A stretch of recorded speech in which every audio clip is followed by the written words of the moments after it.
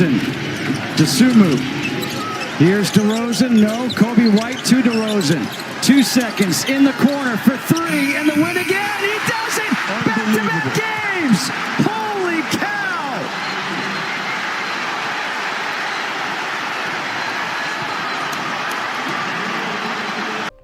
Are you kidding me? Again! DeRozan on back-to-back nights hitting the game winner, and a game winner from three for a guy who doesn't even shoot threes. He hadn't even taken a three all night in this game. I'll be honest, I actually thought it was Lavine who was going to get the last shot, and this probably would have been the night to defer to him because DeRozan was struggling a bit in this game in terms of finding his shot. Well, let me rephrase. For him, by normal standards, shooting 10 for 22 is a good night for most players, but DeRozan was missing some jumpers that he normally otherwise would hit, and Lavine was really on tonight from the floor, especially given the fact that he shot the ball from three so well tonight. I said it in my last night's post-game video, there are going to be nights where DeRozan and Lavine will defer to the other depending on who's feeling it in a given game. And last night it made more sense to have DeRozan take that shot because Zach was struggling in the game against the Pacers. But in this one, it just seemed like it would have been Lavine's night. But it doesn't matter. I don't care who takes the last shot as long as the Bulls come out on top.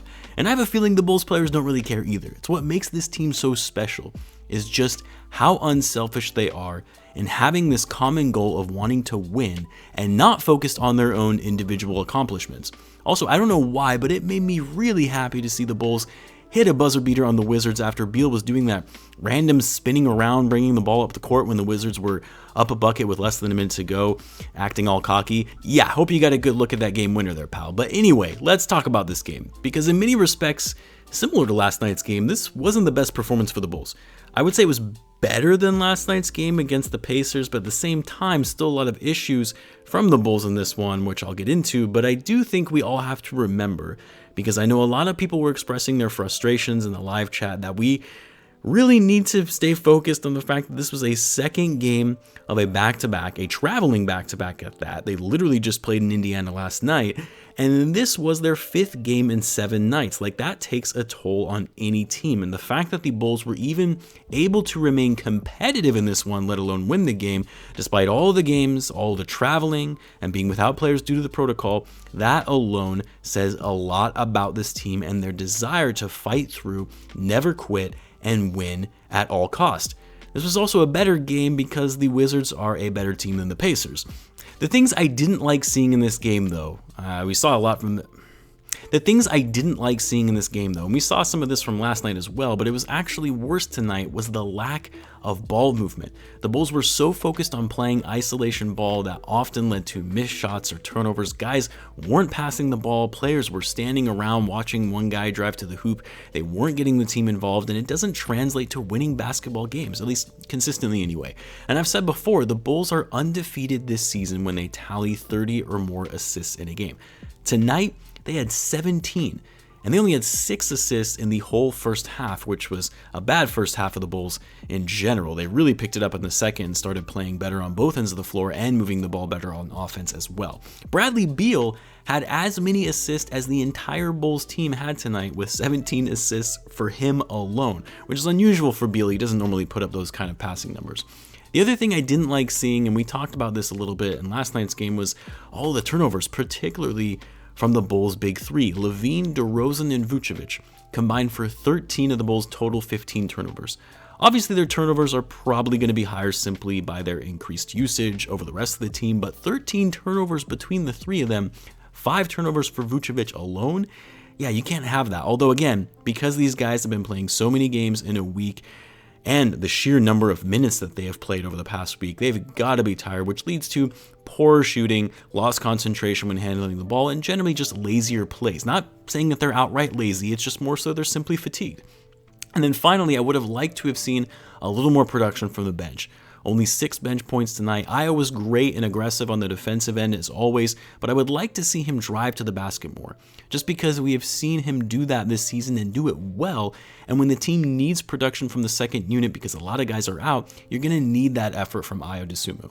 But anyway, enough about the negatives to this game, because there were a lot of huge wins for the Bulls in this one. Of course, the biggest one being that buzzer beater from DeRozan, but we saw yet another very productive and solid game from Coby White, making that 3 games in a row where he scored consistently and on high efficiency. Again, that's why we've been wanting, or what we've been wanting to see from Coby, is can he play like this consistently? And it's starting to look like he's finally found his rhythm, and he's taking advantage of the opportunity with Lonzo and Caruso being out and getting more playing time as a result. I do wonder how Coby will respond when Lonzo and Caruso comes back and his minutes get reduced as a result, but we'll have to wait and see how that pans out. But Coby tonight hit some big threes for the Bulls when they needed to stop a run. He finished the game with 20 points on 7 for 14 shooting, 4 for 8 from 3 to go along with 5 assists and 0 turnovers. 0 turnovers from Coby in 38 minutes of play is pretty phenomenal for a guy who really struggled in taking care of the ball last season. Vucevic struggled a little with his shooting, but much better than last night. He also had an incredible block with less than a minute to go that led to the Bulls getting a bucket. Vuce still managed to score 22 points and 12 rebounds, shooting 9 for 15, which actually, the more I think about it, is pretty solid shooting. I don't know why I said he struggled, but he also had 5 turnovers, like I mentioned, which led to easy buckets for the Wizards. Then, of course, DeRozan. Obviously had that incredible game winner, but as I mentioned, his shot was a little off tonight, and he wasn't as quick in getting to his spot like we're used to seeing. DeRozan still scored 28 points though, shooting 10 for 22. He also had 9 rebounds and 5 assists, so he was still getting it done even though his shot wasn't falling as consistently as we're used to seeing. And then finally, Lavine was really the player of the game, in my opinion. I know it won't seem like it because the focus will be on DeRozan for his back-to-back game winners, but Lavine, who put up 35 points, he basically carried the Bulls in the first half when DeRozan was struggling. He shot 11 for 22 from the floor, 7 for 12 from 3. Again, why I thought Lavine would have been the one to take that game winner when they needed a 3. He was perfect from the line, 6 for 6, and he also had 5 rebounds and 3 assists. I think what impressed me about Lavine in this game was his ability to still remain explosive towards the end of the game despite all of the minutes that he's been putting in these past few games with the Bulls being shorthanded. And Lavine also played decently well on Beal tonight, who still scored well but was a little off, especially from deep. But look, what I love the most about this game is that this Bulls team refuses to quit. They're pushing through and instilling this mentality that they can beat anyone, even on nights where they're a little off or they're falling behind or momentum isn't necessarily on their side. They have the confidence and the will to win each and every game they play. And you cannot say that about the Bulls, this Bulls team of last season, or really for the last 5 seasons or so, that's for sure. The Bulls have now won 7 in a row for the first time since December of 2017. They look to make it 8 straight on Monday against the Magic, which the Bulls haven't won 8 in a row in over a decade. It is the Magic, so you would hope to think that this is potentially an easy win, but again, have to remember no game is an easy win in this league anymore. I'll have my weekly preview video out on Monday morning for this upcoming game, or upcoming week of games anyway, I should say, so be on the lookout for that. Check out my links below for some discounted apparel from sponsors. I hope you guys have a very, very happy New Year, and as always, be sure to subscribe if you're a Bulls fan, as I do post daily Bulls content. Thanks again for tuning in, guys, and I will catch you in the next one.